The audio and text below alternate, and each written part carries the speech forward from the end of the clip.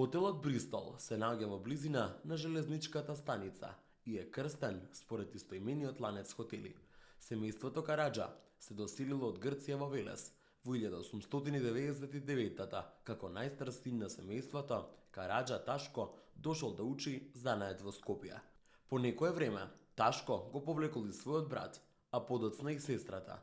Браќата Атанас и Ристо Караџа биле ценети скопски трговци и угледни граѓани кои го изградиле хотелот Бристол во 1924. Во собите вовеле и телефонски приклучоци, имале гаража со капацитет за неколку автомобили. Се проценува дека во светот има околу 200 градови што имаат хотели со име Бристол. Овие хотели не се врзани во синџири, туку обстојуваат самостојно.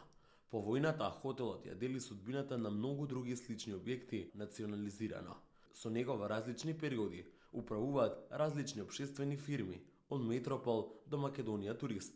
Хотелот, иако се наоѓа во самиот епицентар, релативно добро го преживува земјотресот. Сепак поради оштетувањето е струшено неговото десно крило. Хотелот беше надалеку познат по својот ресторан, во кој се јаделе најубавите чорби, пред неа летната бавча и стариот разгранет орев кој фрла дебела сенка на околината.